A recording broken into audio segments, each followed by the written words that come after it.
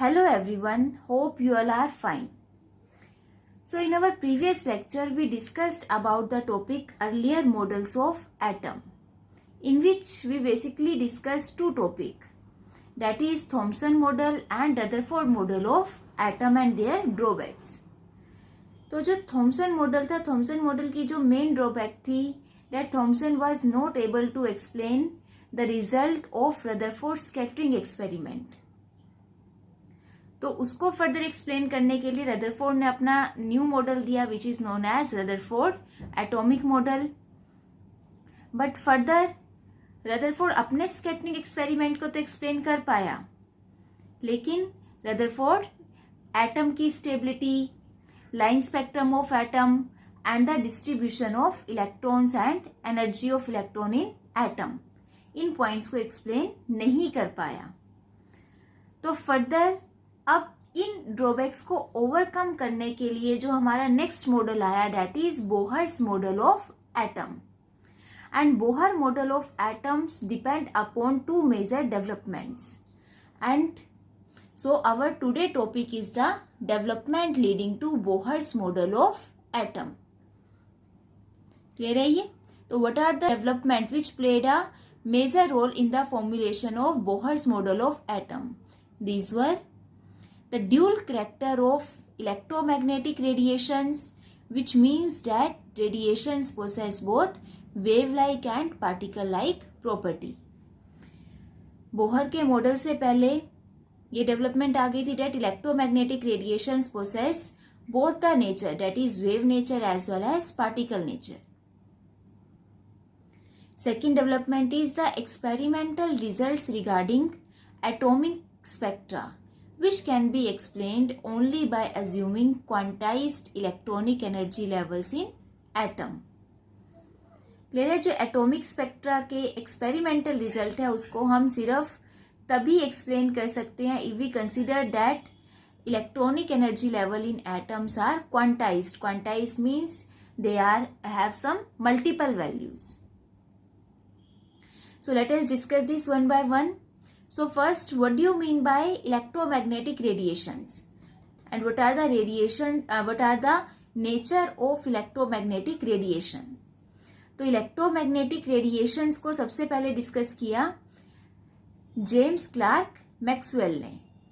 और James Clark Maxwell ने अपना जो नेचर है इलेक्ट्रोमैग्नेटिक रेडिएशंस का, उसको इलेक्ट्रोमैग्नेटिक वेव थ्योरी के थ्रू दिया. ठीक है? And he put this theory in 1864, and the main point of these theories are: first, the energy is emitted from any source. Source कुछ भी हो सकता है, like the heated rod or the filament of a bulb, sun, etc.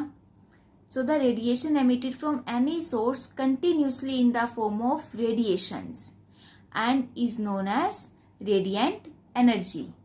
तो जो main point, सबसे main point था कि जो एनर्जी किसी भी सोर्स से एमिट आउट होगी, that energy is emitted always continuously in the form of radiations, and those radiations are known as radiant energy.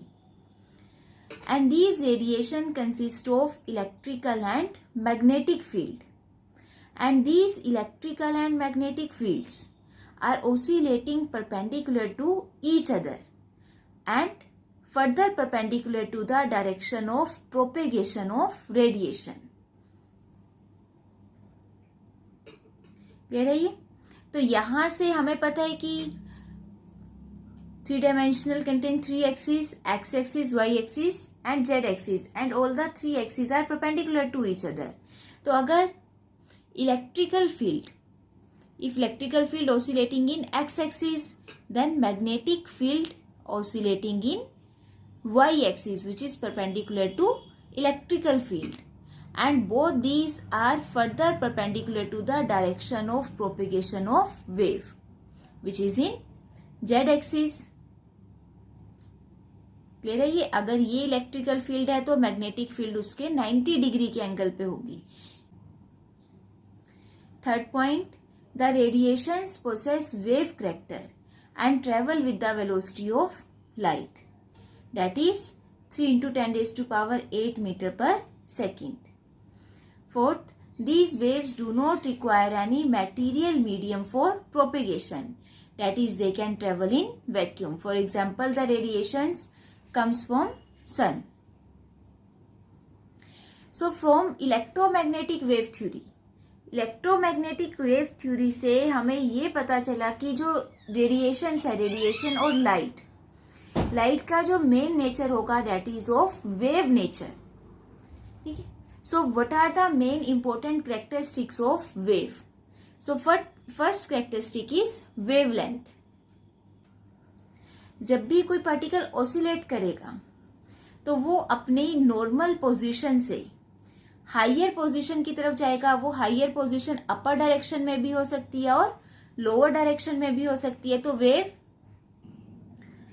तो जो वेव है, वेव इस फॉर्म में ट्रेवल करेगी. तो उसकी जो अपर हाइयर पोजीशन है, अपर हाइयर पोजीशन तक जो भी मैक्सिमम पोजीशन जाएगी that is known as crest of wave. और जो लोअर मैक्सिमम पोजीशन है that is known as trough. तो वेवलेंथ क्या होगी? जो दो कंसेक्यूटिव क्रस्ट और ट्रफ के बीच का डिस्टेंस है that is known as wavelength. Wavelength is defined as the distance between any two consecutive crest और trough. It is known as wavelength. Clear है? ये यहां से लेके यहां तक का डिस्टेंस. कंसेक्यूटिव मतलब जो लगातार क्रस्ट बनेंगे और लगातार ट्रफ बनेंगे. And wavelength is represented by lambda. अब वेवलेंथ डिस्टेंस है तो डिस्टेंस को हम लेंथ की टर्म में ही मेजर करेंगे. तो जो वेवलेंथ की यूनिट होगी that is the unit of length. It may be expressed in Armstrong, metre, centimetre, nanometre, picometre, which is basically the unit of length. Characteristic is frequency. Frequency is represented by nu. Frequency is defined as the number of waves passing through a point in 1 second. अब 1 second में एक point से कितनी waves travel हुई, कितनी waves पास हुई, that is known as frequency. And it is expressed in hertz. ठीक है, हर्ट्ज और साइकिल्स पर सेकेंड और simply per second. And 1 hertz is equal to 1 cycle per second. मतलब 1 सेकेंड में कितनी नंबर ऑफ वेव्स पास हुई, that is known as 1 hertz. Third characteristic is velocity. Velocity is defined as a linear distance travelled by the wave in 1 second. Clear है? 1 second में wave ने कितना distance travel किया, that is known as velocity. It is represented by c and it is expressed in centimeter per second or meter per second. Fourth characteristic, amplitude. Amplitude is represented by A. Amplitude of a wave is the height of crest or depth of trough and it is expressed in the unit of length. height और depth है तो उसको भी हम length की unit में express करेंगे, that is metre, centimetre. तो हमें पता है वेव इस फॉर्म में ट्रेवल करेगी. तो वेव अपनी नॉर्मल पोजीशन से कितनी हाई और मैक्सिमम पोजीशन तक गई, दैट इज क्रस्ट. तो जो क्रस्ट की जो हाइट होगी और नॉर्मल से मैक्सिमम लोअर पोजीशन तक कितनी गई, दैट इज ट्रफ. ठीक है, तो हाइट ऑफ क्रस्ट और depth of trough is known as amplitude. Next characteristic is wave number. Wave number is represented by nu bar. Nu bar, it is defined as the number of waves present in 1 centimeter length. Wave number अब 1 centimetre length में कितनी waves present हैं, that is known as wave number. Wave number is a reciprocal of wave length. Wave length and wave number both are inversely proportional to each other. So unit of wave number is, wave length को हम length की unit में represent करेंगे तो wave number उसका inverse हो जाएगा, that is per centimetre, per metre, etcetera. Next, what is the relation between velocity, wavelength and frequency? Now as frequency is the number of waves passing through a point per second and wavelength is the length of each wave. So we can say that their product is equal to the velocity of wave. So velocity of wave is equal to the product of frequency and wavelength of a wave. Our next topic is electromagnetic spectrum. Now electromagnetic radiation consists of different type of radiations like cosmic rays, X-rays, gamma rays, radio waves. ठीक है, and all these radiations are different from each other by their wavelength and frequency. So electromagnetic radiations are arranged in order of their wavelength or different or decreasing frequencies. Then the complete spectrum obtained is known as electromagnetic spectrum. So this is our electromagnetic spectrum. तो यहाँ पे according to this spectrum जो सबसे smallest wavelength होगी that is of cosmic rays, then gamma rays, उसके बाद हमारा आता है X-ray, then ultraviolet rays. Ultraviolet rays के बाद जो रीजन आया that is of visible region, और हम सिर्फ इसी रीजन को ही सीन कर सकते हैं. Next infrared rays, microwaves, then सबसे जो हाईएस्ट वेवलेंथ होगी that is of radio waves. अगर हम इसका अपोजिट ऑर्डर करें, रेडियो वेव से कॉस्मिक रेज की तरफ आए तो हमारी वेवलेंथ डिक्रीज होगी और फ्रीक्वेंसी इंक्रीज होगी.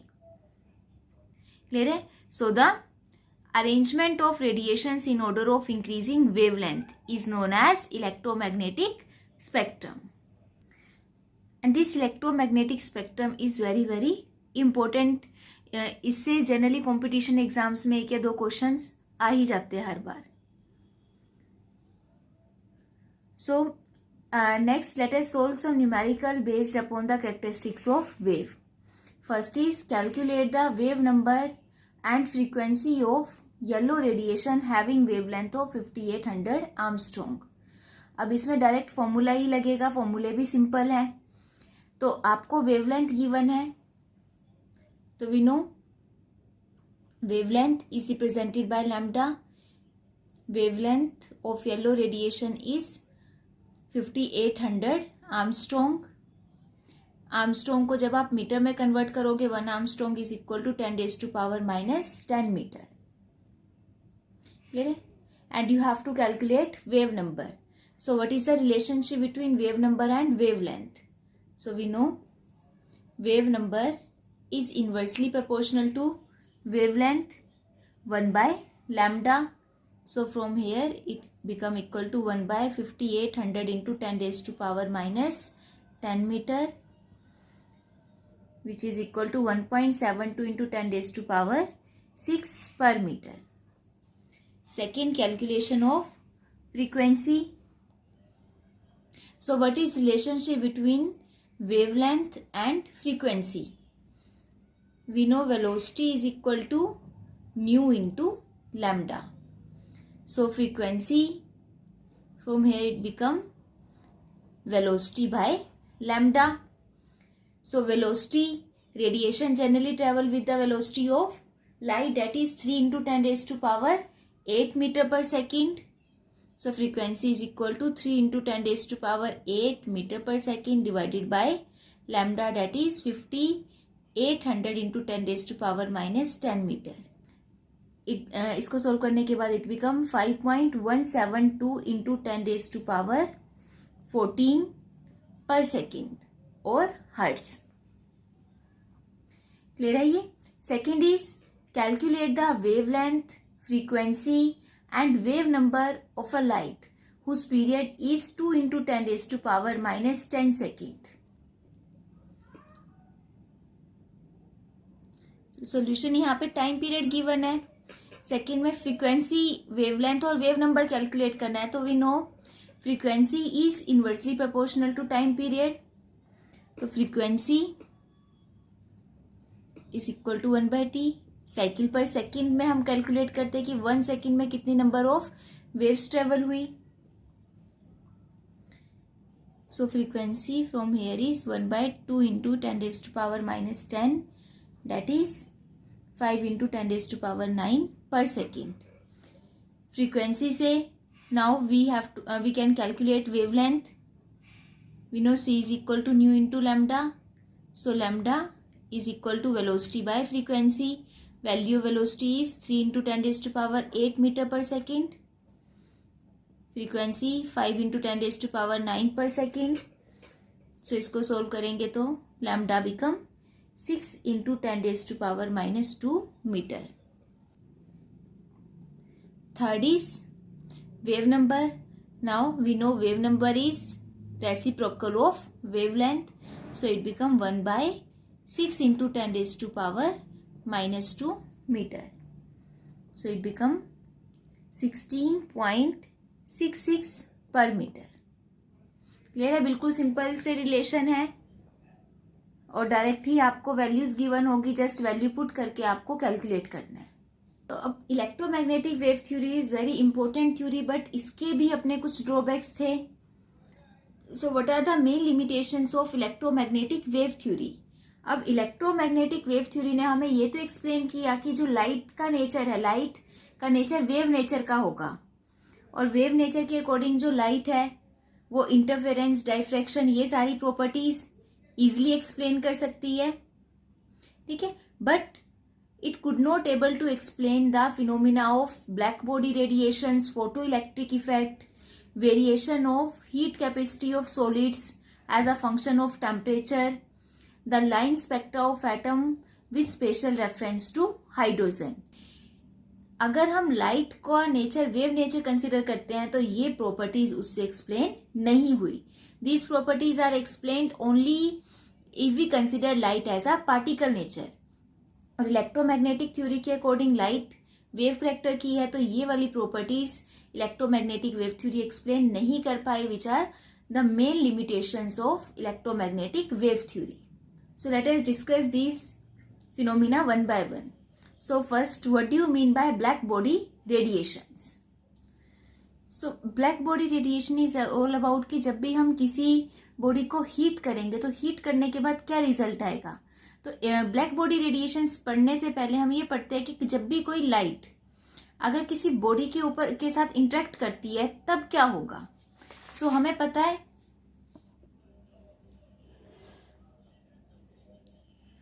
वी नो जब भी white light, so we know when we pass the white light through a prism, then it's split into 7 different colors, which is known as Vibgyor. And these colors are obtained on a photographic plate. Clear है? और अगर हम prism में से ना पास करके अगर हम व्हाइट लाइट को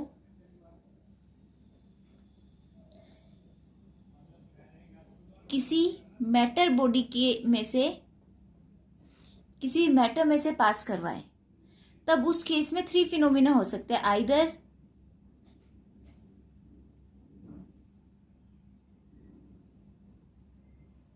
तो लाइट एब्जॉर्ब होगी, या वो लाइट रिफ्लेक्ट हो जाएगी, या फिर वो लाइट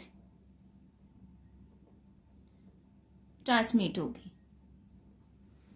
ठीक है, आइदर एब्जॉर्प्शन होगी, रिफ्लेक्शन या ट्रांसमिशन. ट्रांसमिशन में वो लाइट मैटर में से एज इट इज पास कर जाएगी. तो अब इसमें जो भी हमारे पास जो कलर शो होगा पर्टिकुलर सब्सटेंस का, this is due to reflection.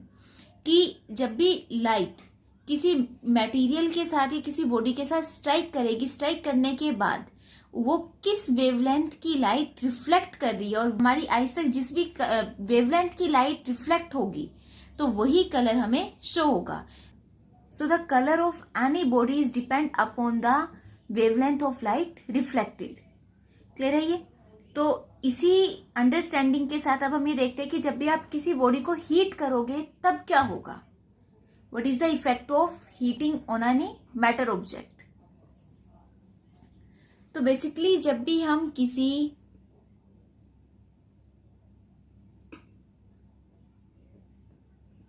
Matter को हीट करेंगे, अगर हम इसे हीट करें, then it emits radiations of different wavelength.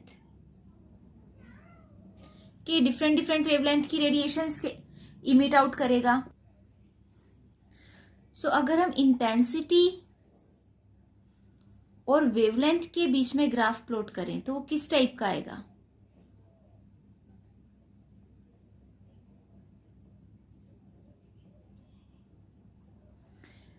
Intensity is basically the number of waves travel in पर मीटर स्क्वायर एरिया.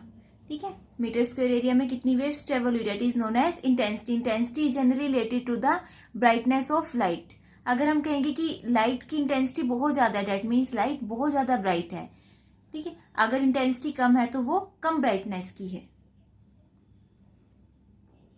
तो generally when we plot a graph between the intensity and wavelength, तो graph जो experimental graph आएगा तो हम देखेंगे कि initially जब लो वेवलेंथ की लाइट है तो इंटेंसिटी भी कम होगी, और जैसे जैसे हम वेवलेंथ इंक्रीज करेंगे इंटेंसिटी इंक्रीज होती जाएगी, और एक पर्टिकुलर वेवलेंथ के बाद इंटेंसिटी बिकम मैक्सिमम, और उसके बाद फर्दर जब आप वेवलेंथ इंक्रीज करोगे तो इंटेंसिटी हमारी फर्दर डिक्रीज होगी, बट जीरो कभी भी नहीं होगी. मतलब वो हर एक वेवलेंथ उसमें से एमिट आउट तो हो रही है, बट जो इंटेंसिटी मैक्सिमम है वो एक पर्टिकुलर वेवलेंथ पे ही आएगी, and that is also known as lambda maximum.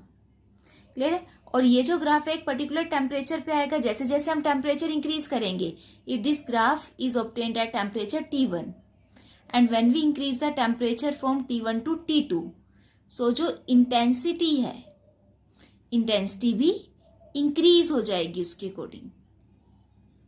ये T2 is greater than T1. तो एक पर्टिकुलर टेम्परेचर पे जिस भी कलर की वेवलेंथ हमारी मैक्सिमम होगी वही कलर हमें शो होगा. Like if we heat an iron bar, if we heat an iron bar को अगर आप हीट करते हो तो फर्स्टली उसका कलर आपको रेड शो होगा. रेड क्यों शो होगा? क्योंकि उस वेवलेंथ पे उस टेम्परेचर पे जो मैक्सिमम वेवलेंथ आपकी शो हो रही है that is of red colour. अब जैसे जैसे हम टेम्परेचर इंक्रीज करेंगे उसके अकॉर्डिंग हमारी वेवलेंथ भी चेंज होगी. तो फर्दर जब आप उसको आयरन बार को और ज्यादा हीट करोगे then further it become yellow colour, and then finally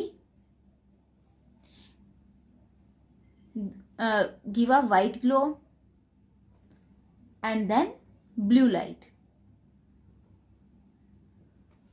okay? Blue light के बाद उसके बाद जो मैक्सिमम वेवलेंथ है आपको ब्लू कलर की ही मिलेगी. उसके बाद फर्दर जो दूसरे कलर्स की वेवलेंथ है वो नेग्लिजिबल हो जाएंगी. तो जो आपका फाइनल कलर आएगा that is of blue light, because maximum temperature पे जो हमारी वेवलेंथ मैक्सिमम शो होगी that is of blue colour. So the relation between the temperature and wavelength and this clear है. ये जैसे जैसे हम टेम्परेचर इंक्रीज करेंगे आपकी वेवलेंथ और इंटेंसिटी चेंज होगी, उसके अकॉर्डिंग आपका कलर चेंज होगा. वेवलेंथ के साथ आपकी फ्रीक्वेंसी ऑटोमेटिकली चेंज होगी. ठीक है, तो यहाँ से जो लाइट के नेचर को अंडरस्टैंड करने के लिए ही फर्दर जो न्यू कंसेप्ट आया that is black body radiations. Now a black body which is a perfect absorber as well as perfect radiator of energy, that is which can emit and absorb all frequencies, ठीक है, और wavelength. So if the substance being heated is black body, अगर हम black body को heat कर रहे हैं तो उसमें से जो रेडिएशंस एमिट होंगी that is known as black body radiations. Okay, so according to electromagnetic wave theory, as you already studied, the energy is emitted or absorbed continuously. ठीक है, एनर्जी emit और absorb continuously होगी. So energy of any electromagnetic radiation is directly proportional to its intensity, which is further directly proportional to amplitude square and independent of frequency. Frequency के independent है तो वो wavelength के भी independent होगी, because both are inversely proportional to each other. Frequency and wavelength both are related to each other. ठीक है, so according to wave theory ठीक है। तो अगर जो रेडिएशंस एमिट आउट हुई, if they are independent of frequency और wavelength, तो जब भी हम उस बॉडी को हीट करेंगे, हीट करने के बाद they should give same colour, because अभी हमने पढ़ा कि जो कलर है, colour depend upon the frequency और वेवलेंथ। जिस भी कलर की वेवलेंथ रिफ्लेक्ट होगी बॉडी से, हमें वही कलर शो होगा। तो अगर रेडिएशन इंडिपेंडेंट है according to electromagnetic wave theory, तो कलर आपका सेम ही रहना चाहिए। But in actual when we is continuously changes, like in case of iron bar, clear है। so electromagnetic wave theory further ये फिनोमिना एक्सप्लेन नहीं कर पाई कि why with the change in temperature the colour of a heating body being change. ठीक है, कि जैसे जैसे हम टेम्परेचर चेंज कर रहे हैं तो जो कलर है, कलर क्यों चेंज हो रहा है? Colour should remain same if energy of radiation is being independent of frequency। clear है ये? तो that's why it is unable to explain black body radiations। so next effect is photoelectric effect। so what do you mean by photoelectric effect? when radiations with certain minimum frequency strike the surface of metal, the electrons ejected from the surface of metal। like if we take this metal surface, और इस metal surface पे अगर आप किसी particular minimum frequency की light strike करते हो तो मेटल से इलेक्ट्रॉन का इजेक्शन शुरू हो जाएगा, and this phenomena is known as photo electric effect, and the electrons emitted are known as photo electrons. Clear है? और जो इलेक्ट्रॉन्स एमिट करेंगे they are emitted with the energy half mv²। and the apparatus which is used for the study of photoelectric effect is this। तो इस apparatus में the scientist take an evacuated tube। इस tube में उन्होंने further metal surface और detector का use किया, in which metal surface behave like cathode and detector behave like anode, and further they are connected with the external circuit, and we know cathode is connected with negative terminal of the circuit and anode is connected with the positive terminal of the circuit। in this experiment, when a light of certain minimum frequency is strike over the metal surface, जब भी एक particular frequency की light metal surface पे strike करवाएंगे तो metal surface से further electrons emit out होंगे, और ये इलेक्ट्रॉन्स फर्दर डिटेक्टर पे स्ट्राइक करेंगे। अब डिटेक्टर पे जैसे ही इलेक्ट्रॉन जाएंगे फर्दर एमीटर में हमारे पास रीडिंग आनी शुरू होगी, उसमें करंट ग्लो करेगा, और जो भी करंट फ्लो करेगा उस करंट फ्लो से हम kinetic energy of electron easily calculate कर सकते हैं। अब फर्दर उन्होंने इससे यहाँ से फ्रीक्वेंसी और इंटेंसिटी के साथ भी रिलेट किया कि अगर फर्दर डिफरेंट फ्रीक्वेंसी की लाइट स्ट्राइक की गई तो वहां से क्या शो हुआ कि जब भी बहुत कम फ्रीक्वेंसी की लाइट मेटल सरफेस पे स्ट्राइक करवाई तब उसमें से इलेक्ट्रॉन्स का इजेक्शन नहीं हुआ। दैट मीन्स हमारे पास कोई भी करंट शो नहीं हुआ तब। और जैसे जैसे लाइट की फ्रीक्वेंसी इंक्रीज की गई धीरे धीरे इलेक्ट्रॉन्स का इजेक्शन शुरू हुआ, और फ्रीक्वेंसी को जैसे जैसे इंक्रीज करते गए फर्दर इलेक्ट्रॉन्स की मूवमेंट भी इंक्रीज हुई। क्लियर है ये? तो जो मेन कंक्लूजन्स यहाँ से क्या निकले, फर्स्ट कि बहुत लो फ्रीक्वेंसी जो मेटल सरफेस से इलेक्ट्रॉन की इजेक्शन के लिए वी रिक्वायर्ड अ सर्टेन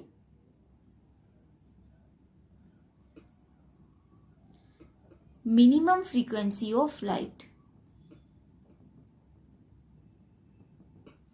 कि लाइट की जो फ्रीक्वेंसी है वो एक पर्टिकुलर मिनिमम फ्रीक्वेंसी तक होनी चाहिए। अगर उससे कम फ्रीक्वेंसी की लाइट हम स्ट्राइक करवाते हैं तब फर्दर इलेक्ट्रॉन्स का इजेक्शन पॉसिबल नहीं हो पाएगा, and the required minimum frequency of light which is useful for the emission of electron is known as threshold frequency.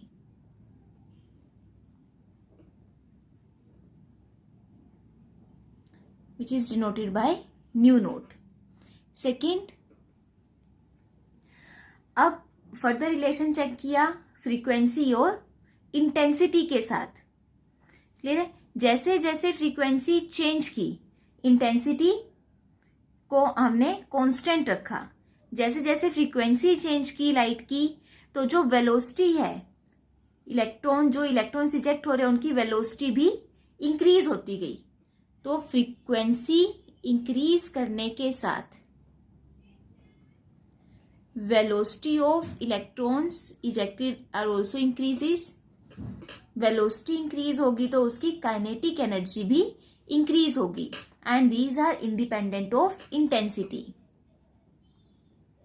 Third main point यहां से क्या शो हुआ, जो थर्ड मेन ऑब्जर्वेशन थी, दैट अब जब फ्रीक्वेंसी को कांस्टेंट रखा, फ्रीक्वेंसी को हमने एक मिनिमम फ्रीक्वेंसी पे फिक्स कर लिया which is required for the ejection of electron. उसके बाद जब इंटेंसिटी को इंक्रीज किया गया, तो इंटेंसिटी इंक्रीज करने के साथ जो फोटो इलेक्ट्रॉन्स इजेक्ट हो रहे थे, तो number of photo electrons ejected are increases. तो जो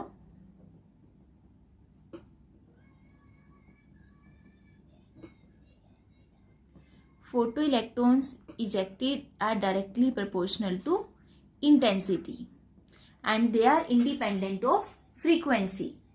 ठीक है, इलेक्ट्रॉन की इजेक्शन डिपेंड करती है इंटेंसिटी ऑफ लाइट पे, और काइनेटिक एनर्जी डिपेंड करती है फ्रीक्वेंसी ऑफ लाइट पे। So what are our three main observations?